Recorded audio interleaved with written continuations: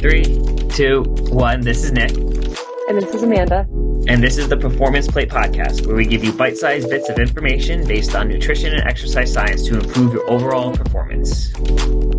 Welcome back to another episode of the Performance Plate Podcast. And on this episode, we have my good friend, Kait, who is known as a powerlifting mama. She's an awesome human. I've gotten to know her over the last few years, and she's just overall such a good person. She specializes in working with newbie athletes of all ages, sizes, all of that stuff. And she's just an awesome human. So we brought her on to talk about that and tell us her story. So before we get into that, Kait, though, Amanda has a question for you that we start all our podcasts with. So, Kait, if you were stranded on an island and you could only bring 3 items with you to survive, what would they be and why? Oh, now this is a really difficult one. So my sister-in-law is like a camping junkie. And every year on her Amazon wish list for Christmas, she has all these like weird things that I didn't know exist. One of them, I have said time and time again, I probably would need if I was stranded anywhere on an island, anywhere. It's this little thing that you like stick into something like a plant that purifies the water that comes out. That's the only thing that I probably would bring that would make sense. I would also need something that I can play Bejeweled on, because that's what I do if I'm bored out of my mind. Solid. I don't know, man. This is bad. This is how you know that I have kids. The thought of being stranded on an island where it's quiet and there's no other people sounds good. So like, yeah, those 2 things and maybe a good book, I'd be set. Just leave me there. Yes. I'd be fine. She's like, I'm happy. I'm happy. I love that answer. I had a feeling you were gonna say like, wait, I have to get off the island. No, I'll just stay there. It's fine. Yeah, just leave me. I mean, yeah. I don't even need a barbell. Just no. You're gonna laugh because Gavin said barbell. Yeah, of course he did. Of course he did. He's like the most typical meathead possible, I think. We love him. He's so funny. I love Gavin. He's one of the most interesting people I know. The way that his mind functions it's unlike anyone else I've ever spoken to. He's brilliant. Agreed. I feel smarter every time that I walk away just from listening to him. So yes, same. So yes, thank you for coming on again, Kait. And real quick, tell us a little bit about your story, how you got into specifically powerlifting, because I know that wasn't always the case with you, and go from there. Okay. Thank you guys so much for having me. I got into powerlifting. So growing up, my dad was a super big powerlifting junkie. He and my uncle would like sort of compete with each other with their PR numbers. And he used to lift in our basement. He had a whole gym set up down there. It was like pretty basic. It was, plates that were filled with like sand or something, maybe cement. And so I remember even being a very little kid and thinking, my dad is the strongest man in the world. He literally, for 30 plus years, has said to me, well, don't worry about that because your dad's the strongest man in the world. Nice. So he still could outbench probably anyone that I know.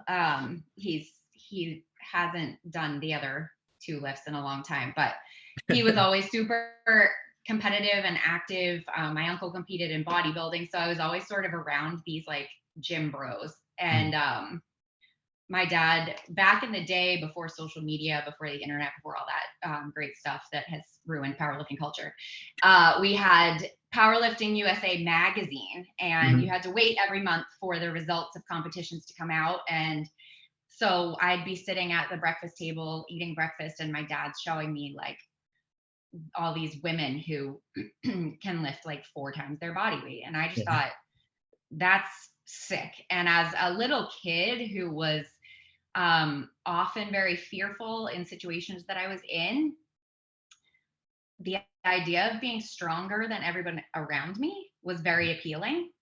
At the time, I was in dance classes. I was in a modern company when I was in college and stuff too. I danced for 20 plus years. But I loved lifting with my dad, and I always had this goal of being able to compete at some point. So when dance sort of stopped running my entire existence, I decided maybe it was time to just try doing a meet. And my first meet ever, I did get a coach. Nice. Picked the wrong coach.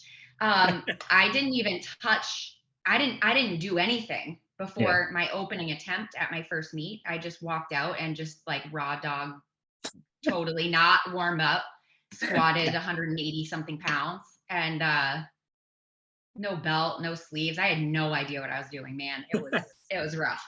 The guy that was coaching me at the time just not the cream of the crop necessarily. He didn't really educate you too much on what to expect. God. Well, in his defense, I don't think anyone educated him either. So okay. But even with a less than ideal experience on my first meet, I was totally hooked. I just loved it. I loved that like adrenaline rush of having something heavy trying to smush you. It was awesome. I loved it. So I just kept doing it. So that was after college? My first meet, yeah, it was. And so, I had been going to my dad's meets as a young kid, and it was mostly men. And my first meet, there were like 4 of us girls.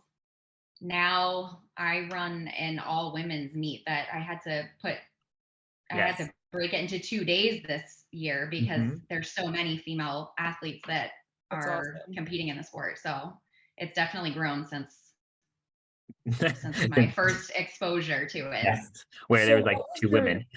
Like first experience with weightlifting and being in the gym, like how old were you then? I mean, from the time I could walk, I was downstairs with my dad while he was lifting. He used to like lift me up so that I could do pull-ups on his little pull-up bar that he had in the basement and stuff. Awesome. I have a picture of myself when I was like maybe 3 or 4 holding up a magazine and like a bodybuilding like booklet of competitions and stuff. But yeah, I don't think I had much of a choice. You were like, well, I got to get into this lifting thing because that's going to make me. Yeah. That's so powerful that your mindset at such a young age was literally like, I just want to be stronger than everybody else. I didn't like feeling small and helpless in situations where I felt like there was a threat.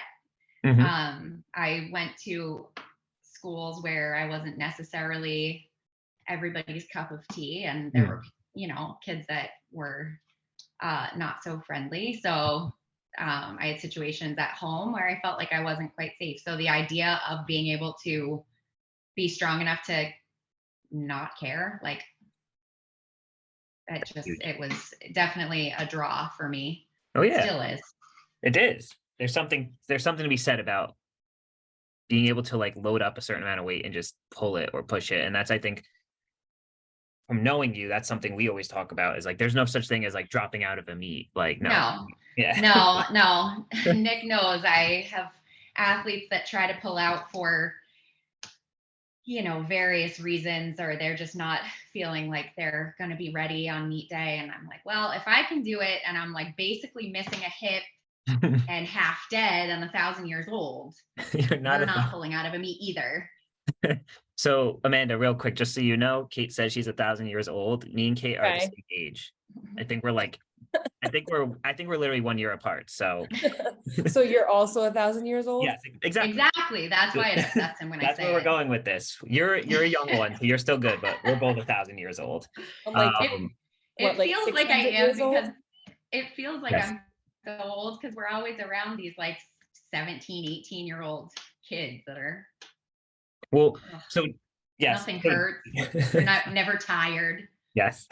They don't know what pain is and all that stuff. So so you talk about that all the time. You don't drop out of meets. I mean, you've been through countless injuries and just you try and push your body to your limits still, because there's something special, as Dee said, about feeling strong and showing that you can. And you show up even when you're not body. I mean, we were what, 2-3 weeks out before the last meet you did, and you were like, I'm Yeah. dying. And I was like, okay. And you're like, I'm not dropping out. I'm like, okay, let's get you onto the platform. Yeah. And you Yeah. did. It was like 2 or 3 weeks before my last meet in February. I mean, my husband had to like help me sit up and get up out of bed because I was just in agony. Nick had to help me walk out of the gym because I couldn't stand up. I like hit my last heavy single on squats and just buckled. Yep. But We took care there's of it. something to be said about just being able to get back up from that every time. Yeah. It just shows how resilient the body is and how resilient you are as a person. So you definitely instill that. And I think that's great when you work with newer athletes, showing them like, hey, listen, you're in a sport where you're going to feel pain. You're going to feel uncomfortable. Yeah. It's whenever they say, I hit a new PR, but it felt really heavy. Well, yeah, it is real. It's heavy. It's not, you get stronger to move it, but it doesn't get lighter. It's not suddenly like the gravity gets shut off unless you're Dan Bell, but you have to just acknowledge and accept that this is difficult. It's not comfortable. It's not going to feel like you're going swimming, but that's what it takes. I love when I have new athletes that, especially moms who've just come back like postpartum, they feel terrible about themselves. They feel weak. They feel like they're disconnected from their body. They start training and you see the confidence grow because they are doing something difficult. They're doing something they didn't think they would be able to do. And all of a sudden they don't care what they look like. They don't care about the scale. They care about what they're capable of. And then you can see it carry over like 4, 5, 6 months into training. All of a sudden they're like, oh, that thing that was stressful in my personal life, screw that. I don't care. I'm fine. I can deal with it. I'm a power lifter. Like I can do anything. And it's the coolest thing being able to see, especially females who, we have this image drilled into our brains from the time we're so little. And I have athletes that have had disordered eating or, just really no self-worth, and they start training and it's like, it completely revolutionizes the way that they view themselves. It's the best. It really is. I feel like Amanda would, I knew you would like when she talks about that stuff of empowerment, because like Amanda talks about that all the time, right? That you're always like, don't exercise for what feels good to you and confidence. I think you just literally posted about this. I really think you did. Actually, just this morning, because that was a huge thing for me, and it's a huge thing for a lot of clients that I work with. I work with a lot of women that deal with, past disordered eating or body image issues, no self-worth, and like you think about everything that stems from that and how that impacts like every other area of someone's life. And then you get someone going to the gym, eating good foods, like doing all these things for themselves, proving that they can do hard things, even just committing to something that they thought they couldn't do previously, whatever that is, it changes them. And it's the most amazing thing to witness, because it truly is like you see that bleed into other areas of their life then too. And just this morning I had put, even in terms of like healing or, feeling better, don't exercise just for the external. You have to exercise for how you feel. And again, just to get stronger, like that's really where you're going to get results from anyway. So keep the focus there. Yeah, absolutely. I have a few athletes that are single moms, and they have voiced that like their training is their outlet. Their training is what they do for themselves. It's like their one thing that is their time to feel good so they can show up for their kids and they can show up for the difficult, challenging situations that come with being a single parent. And I think it also is a place of healing for them too. It gives them that sense of self back and that self-worth, and it really is. It's so valuable. Absolutely. You said that you run women's meets now. So did you see like a need to Like, how does that work? Because obviously I'm not a power lifter, so I have a lot to learn.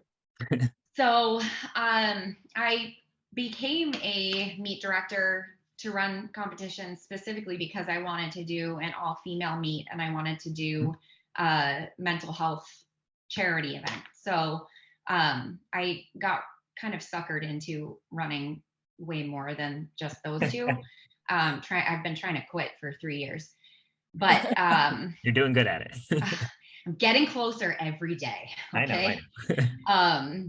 But the all women's meet, I just felt like at the time, it was in 2020 is when I had like started pursuing this. I had been refereeing, and I saw a lot of female athletes that I saw over and over, and they had voiced to me like, I love doing the meets where you are, or where there were a few of us other referees that always work together. And they said, I feel like I'm represented. I hate when I walk out on the platform and it's all male referees, or it's all referees that don't necessarily look like me or whatever.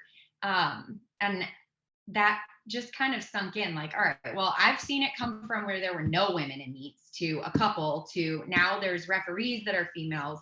There are other meet directors that are females. But there really wasn't anything happening in our area as far as an all female event. So there weren't that many in the country either. There were just a handful.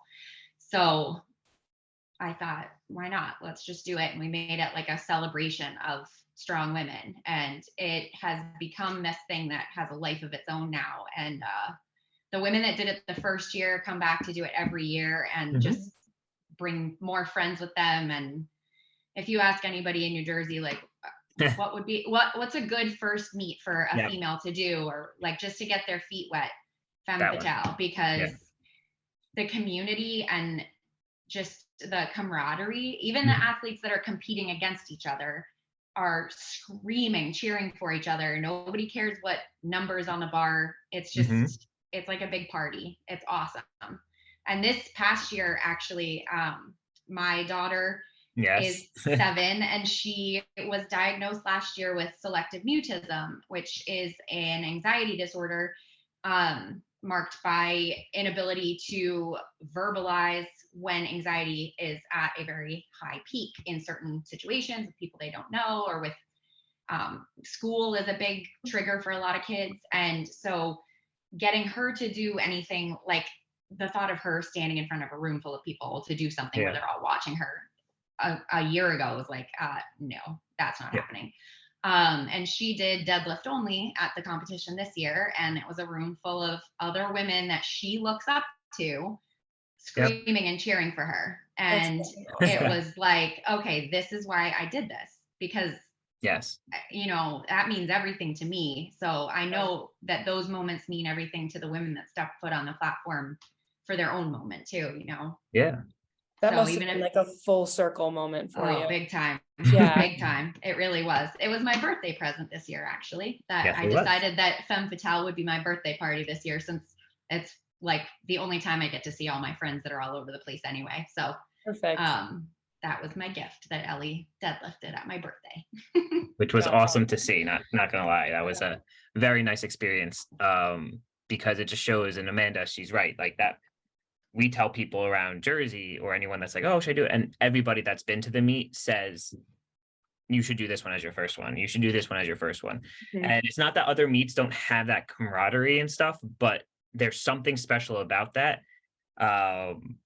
Some people say like, you're not warming up, like the woman's flight isn't finishing and you're warming up next to a male that's, squatting 700 pounds can be a little intimidating for your first meet. Like like in the back, absolutely. even people that told me like when they're in the back of the warm-up area, they're talking and they're doing whatever they're doing, but like there's so much more camaraderie, and maybe it's just the intimidation factor is not there, Yeah. I think I know if I were competing, I would want to do it with all women first. I think I would feel more comfortable, but also too, I think it's like claiming that this sport is also for women, because it wasn't, like you were saying, you didn't grow up with that. No, there really wasn't a place for us. And even still, I mean, I just switched federations, and I had been working for one that being a female, you're overlooked and your voice doesn't carry as much weight. And they were not doing anything to protect females from people who are predators that use their position of power to prey on women. And I feel like I'm never going to be an all-time world record holding powerlifter. I know that. I have Ehlers-Danlos syndrome. I am not genetically predisposed to be a freak of nature. You could pin me with Test and Tren and I still would not be that strong. But I think that my place in the sport is to help make space for women. And that's really been my goal and my mission. And even if that means having to go into mama bear mode to make sure that my own athletes are treated with respect, or running meets that make me want to rip my hair and eyebrows and eyelashes out. I like being able to, advocate for the female athletes and any athlete that feels like maybe they're overlooked in the sport. Yeah, I think it's huge. It's amazing what you're doing for the sport in that aspect of, making sure people feel like they feel comfortable, because the spotlight now, it's different in the sense that you do see a little bit more people celebrating women lifters. Women want to feel strong. And I had someone actually message me not that long ago, like she was an ex-bodybuilder, now powerlifter. And she's like, you know what I realized? There's something more powerful. Being stronger is more powerful than like looking great.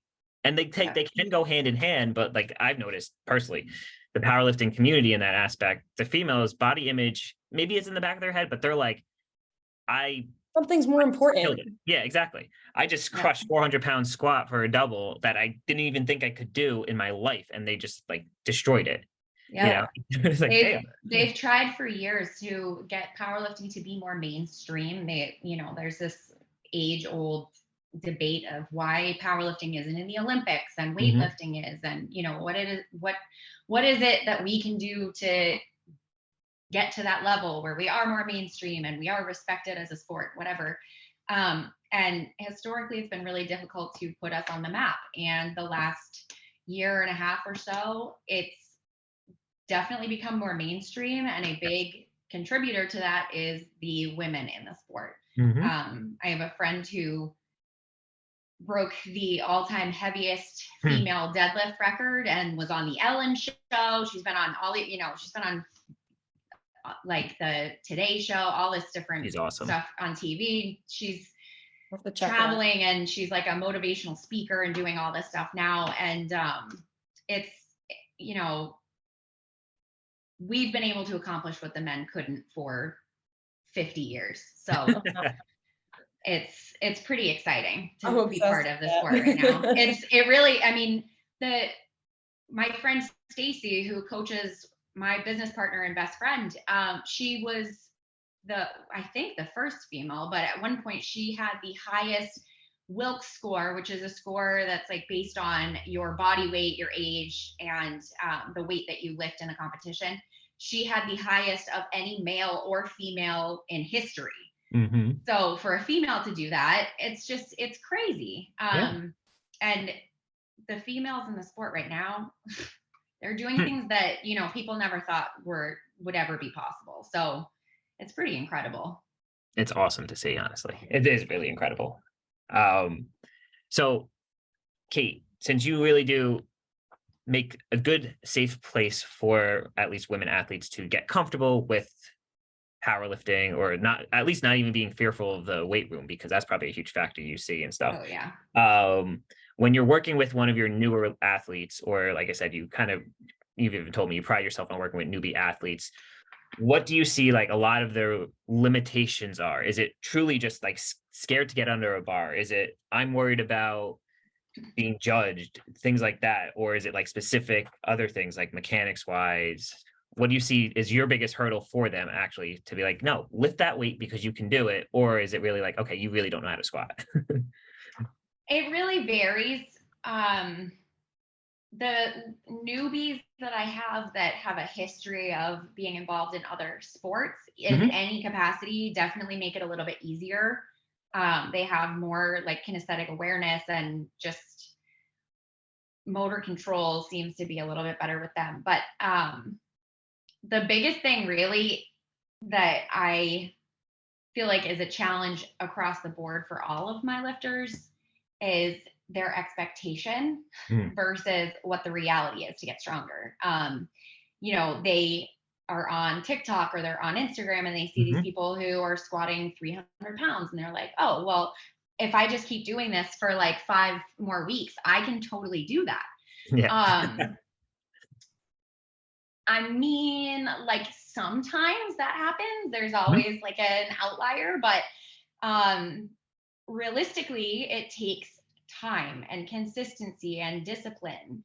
And the longer that you are involved in it, the longer that you're training, the more experience that you have, the longer it's going to take for you to add pounds to your top singles. And so that expectation, being able to work with them in a way where I can adjust that expectation so that they don't end up super disappointed and feeling like they're failing at this thing that they love doing. But also doing it in a way that I'm not being discouraging. Like, I definitely believe 100% you are going to achieve whatever that goal is, but the expectation isn't we're doing it by your meet that you signed up with in like 2 months that you didn't tell me about before you hired me. It's we're going to do that in a realistic timeline, and here's the plan how we're going to do it. The other big thing that kind of goes hand in hand with that is just comparison. So my team of girls are an exception to this most of the time.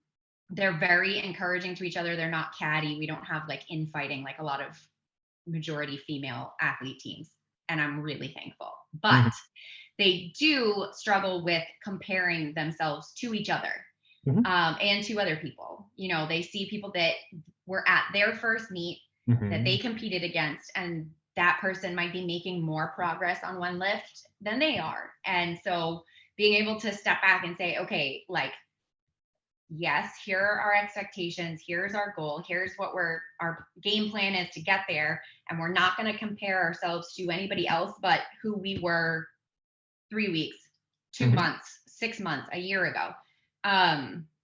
Because that comparison, I mean, you know, everybody says comparison is the thief of joy, and it really is. It takes away from what you've accomplished. It takes away from, I mean, even comparing themselves to what they were able to do before an injury or before some kind of setback, which, you know, everybody has those things. People get sick, they get the stomach bug, and they come back from being off for 2 weeks of training. And they're like, well, I tried to max out and I couldn't. Like, first of all, now I'm going to use my mom voice. Second of all, we can't compare to what we were before we had whatever this setback is. So just being able to adjust that mindset to see the wins and focus on the victories and focus on the progress that we are making, and, you know, be realistic and be okay with it taking the time that it takes. A lot of athletes, especially newbie athletes that found powerlifting because of social media. I hate social media. We know this. It's like that monkey see, monkey do thing where I will start adjusting their technique based on their specific mechanics and their leverages. And then I get a text, oh, by the way, I saw this video of Hunter Henderson and she was benching like this, and I'm going to try that. Well, if I took an x-ray of your body and her body and lined it up next to each other, nothing about your skeleton is the same. Yes. You are not going to bench the same. You're not going to, you can't move the same way that she does. And she probably didn't move like that when she started. She's been doing it for years, you know. Just because you see somebody else doing some fancy setup or, you know, whatever it is, does not mean that that technique is going to fit for you. It's not, you know, not everybody is going to be a wide grip bench presser. Not everybody is going to squat with a low bar position. So just being able to kind of manage that and give them enough technique things that they can work on without stuffing so much down their throat that they're paralyzed and can't move anymore because they don't know how. It's a tough balance, but that's definitely one of the big challenges, which I really wish that social media just didn't exist for that reason. Imagine what would the world be like. I lived through it. It was awesome. Yeah, same. It's like the comparison though that gets to the people. I remember talking to one of your athletes about, I forget who showed who, and she was like, I just want to bench whatever weight it was. I was like, what are your numbers? And she's like, this. And I was like, you'll get there. She's like, but like they're younger than me. And I'm like, okay, so what? Like, it doesn't matter. It's like, it doesn't matter. Well, everybody's journey is completely different. Yeah. That's what my mind went to when you were first talking about comparison, but then you were saying how we even compare ourselves to 2 weeks ago or before some sort of setback, before an injury, before a sickness. And we truly are our own worst enemies sometimes, because then that causes the whole second guessing game. And rather than second guessing, just keep putting one foot in front of the other. Like when you stop in your tracks and you second guess, well, can I do this? Like that makes things 10 times harder. Just find the confidence somewhere from within, trust in the process. And if it's not serving you, forget it, leave it behind.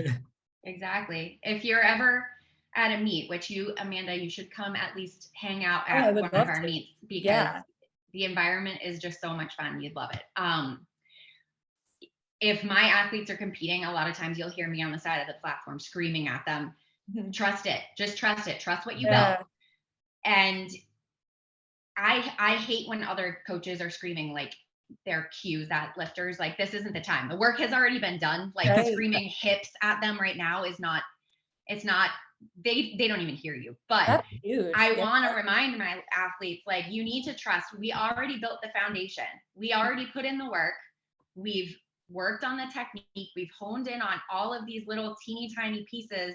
And now it all comes together, but you have to trust it. And a lot of times I'll say to my athletes, like before they even walk out, don't touch that bar until you know. Don't touch it unless you know that you're committed and you are going to move it and you are going to trust all of the work that you've put in and ignore everything else. Don't touch the bar. You grab that bar when you are ready, because it's, you know, it's one of those things that I feel like being able to mentally block out the comparison, block out what everybody else is doing, block out even your own expectations, and just trust yourself in that moment to build that mindset. Really, it takes time with most athletes. I mean, like I said, athletes that have come from a different sport background, they already kind of know, that pre-performance, you know, mindset, and to control those jitters and whatever. But being able to change the athlete's mindset to have that confidence and to be sure of themselves and sure of the work that they've put in, it's definitely challenging, but it's one of my favorite parts of the job, honestly. I think it's so important. Hearing about it. Yeah.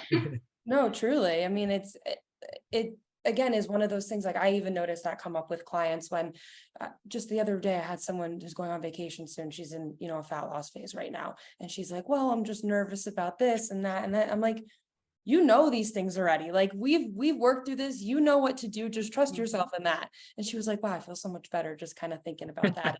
You know, rather than like trying to introduce like some new technique or overthink something, like, no, just trust yourself. You can do it. You have the skills, you built them.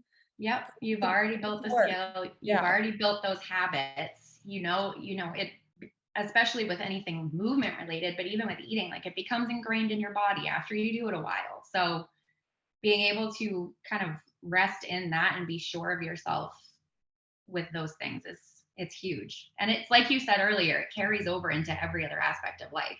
Right. Of course. Yeah. You think about what creates a good athlete. I think it's like self-confidence is a really big piece of that, self-trust and self-confidence. Oh yeah. Nick definitely was laughing because he knows who I'm talking about before. I do. When we're done shooting, Kate knows who you're talking about too. So I figured, yeah. Well, she doesn't know yet, but I'll tell her. So anyway, so would you, in your opinion, Kate, think that because you get people from a wide range. If they worked with other coaches, they've not worked with a coach, they've done this, they've done that. Do you think, and this could be a bias because you like working with newbies, but do you see that getting a coach earlier on, whether you're going to compete or not, is probably a beneficial thing, just to give yourself some type of structure, work on how to progress yourself so you're not getting injured, all of that stuff? Um,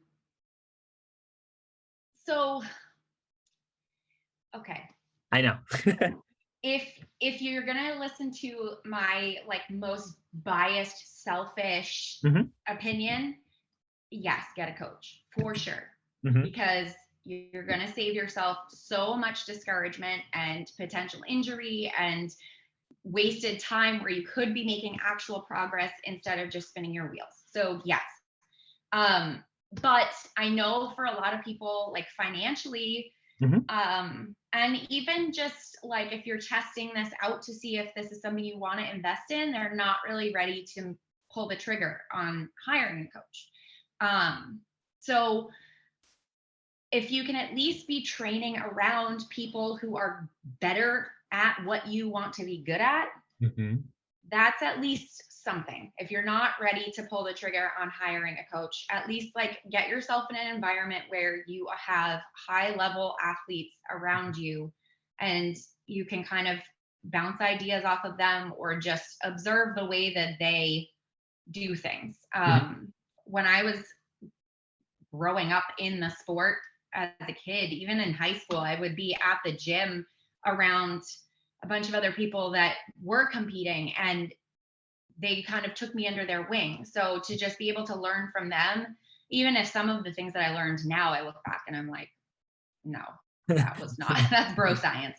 yes. Um, at least to have some sort of influence over what you're doing in the right direction is helpful. But Mhm, if you already know that this is something you do want to excel at and you want to invest time and energy in, mhm, it's worth investing in a coach. It really is. Because otherwise, there's lots of online templates that you can download, like programs you can download for free, and that's great. But you're not making the progress that you could be making in mhm, that same amount of time if you had someone who was giving you individualized technique feedback or even a custom program based on your own needs and managing your fatigue. There's so many people that start with this and they don't get a coach and then they get hurt or they get frustrated because mhm. they're really not training properly. They're not managing their fatigue. They're, whatever. And they just give up. And Yeah. I feel like that could easily be avoided by Well, hiring someone. tell me if I'm wrong too, but part of coaching is a lot of mindset work. Like you said, if it's really easy to want to give up, and that's Mhm. probably a lot of what you do for your athletes. Exactly. It Oh, yeah. really is. Just being able to have like an objective outside perspective to give them some perspective. Mhm, Like, yes, this workout today sucked. It did not feel good. It did not move well. It felt terrible. You feel terrible. You feel beat up. But look at last week where mhm, you were saying, can I add weight because this is too light? And I felt awesome and, whatever. We have these ups and downs. But when you're in it, I mean, Nick knows he has to talk me off the ledge half the time. yes. When it's you Yeah. can't step back and say, Right. oh You're my No. gosh, like it's damaging. just one bad day in the course of 30 years of doing this is not going to derail everything. Mhm, It's so hard to do that for yourself. I mean, I've been doing this forever. And I even had someone ask me the other day, like, you have a, if I'm not currently on program with my coach because I'm really poorly behaved, but he's, you know, still there. But I've always had a coach myself, which I could easily write myself a program. I could watch my own videos. I know what's wrong with me. I'm well mm. aware of my shortcomings. I'm like too aware of it, really. But I need somebody else in my corner to give me that objective feedback and to make me do the things that I don't really like doing that are going to make me better and to address those weaknesses and get out of my comfort zone and all of that. So really a template download it offline can't do that for you. And we really can't do it for ourselves. So I think it's definitely worth it. As long as it's somebody that's trustworthy. There's a lot of coaches out there that. Yeah, that was going to be my next question. How does someone know if they have found a good coach, or what should they look for? So there are a lot of really great coaches that just have very different coaching styles. So if somebody comes to me and I realize it's not going to be a good fit, I have a list of friends of mine or people that I, have watched in the sport the last few years that I know aren't going to take advantage of them, maybe do things a little different than I do, but maybe it would just be the right fit. And some of the things that I look for when I'm looking at those other coaches to recommend, I mean, the biggest thing is, have they produced strong and healthy athletes?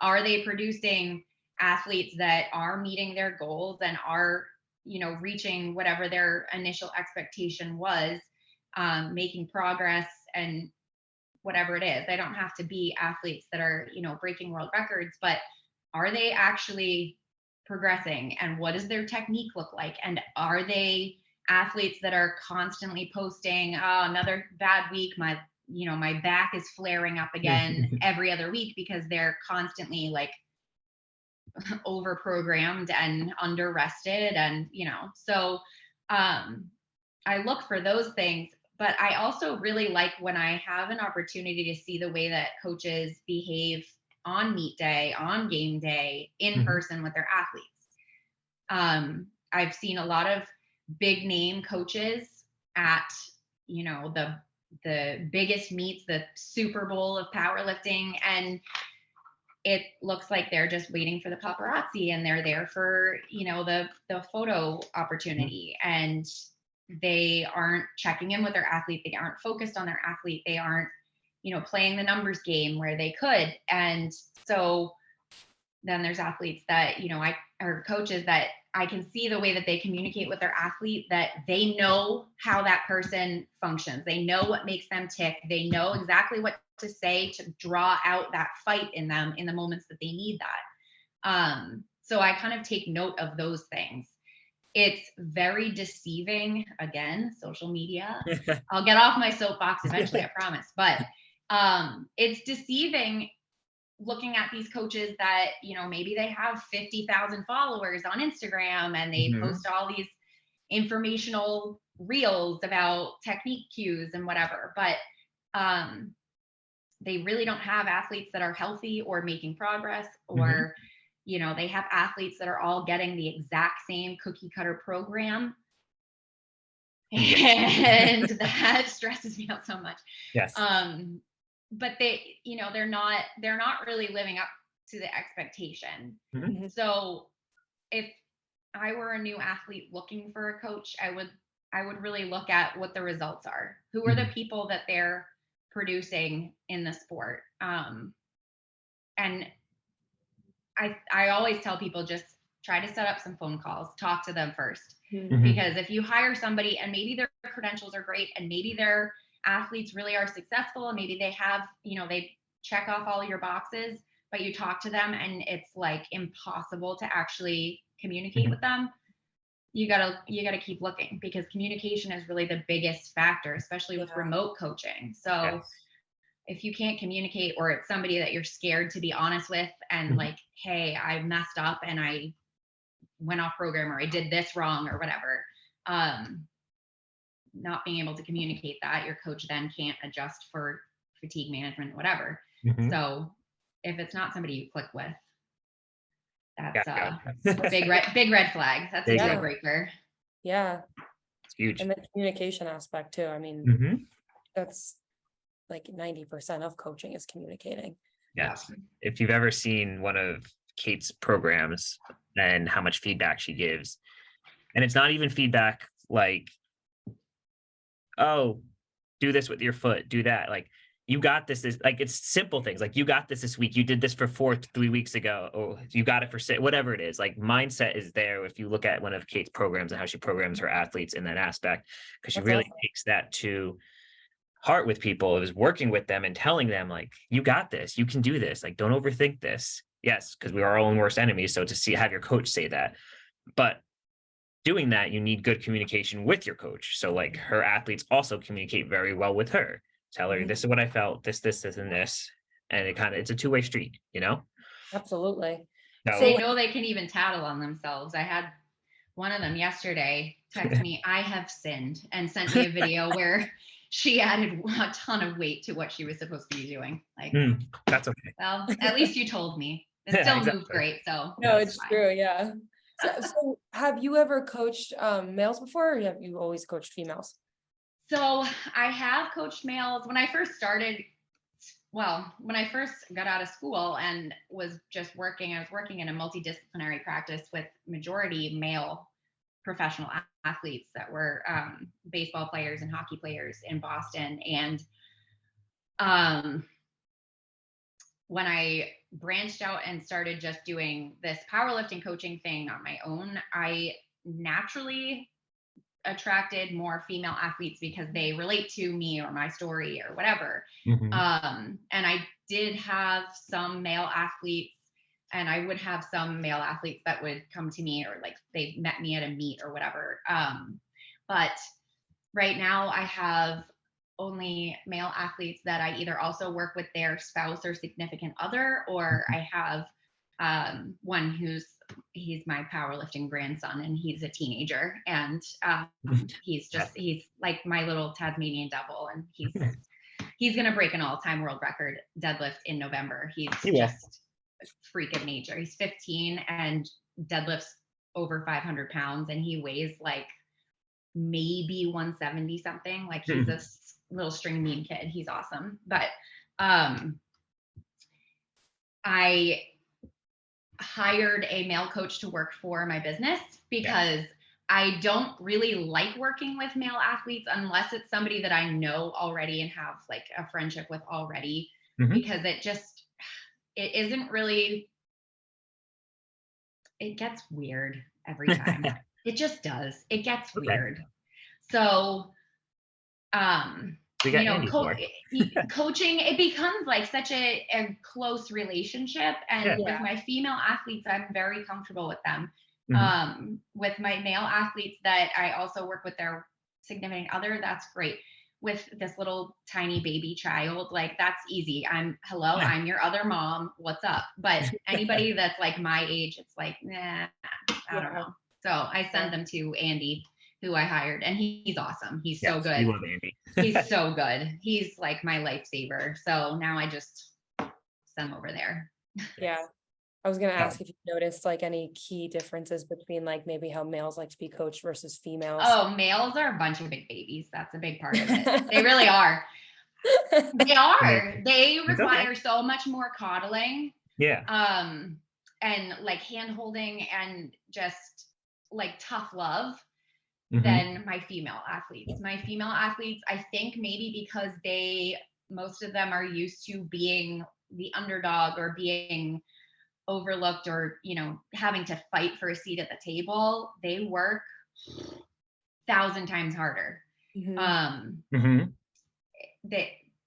do. And their mindset is different. Men, they have more ego, which we do. Plays into everything. It makes it really hard, especially because the males that I've worked with historically are on the larger side. They don't need as much volume work. They don't need as much frequency on some of their lifts, but they have that ego, and they are at the gym with their friends, and they're at, whatever like influencer gym, and they want to make a video, and then they're off program and adding a third squat day, and like they're only supposed to do it once a week. So that just kind of drives me nuts. And there are coaches who are much better suited to deal with them than I am. So like Andy, he was a semi-pro indoor football player, and like, he's been coaching athletes forever in different sports, and he can be very loud and aggressive if he has to get them back in line. But the rest of the time, he's just such a big smush. So he's he definitely is better suited, and he gets it. He understands that drive. He competes at a very high level. He's doing a pro event this fall. So he kind of also has the place to say, like, unless you're stronger than I am, pipe down and do what I'm telling you. And then So you'll get to be as strong as me. yeah, exactly. So it definitely works out. Awesome. So, Kait, this has been a pleasure. Thank you so much for coming on. We're definitely going to have you back on again to talk a little bit more about how Elhers and all that and how you've been managing that. For our listeners, though, if they are looking for you, your powerlifting mama on Instagram, right? Yes. And then her coaching is Paradigm, right? Just Paradigm coaching. Yeah, it's Paradigm. So the Instagram is Paradigm Powerlifting. Yes. And that's the website too. So yep. So if you're looking for a coach, male or female looking for a coach, there's Andy, who we all love, as well as Kait.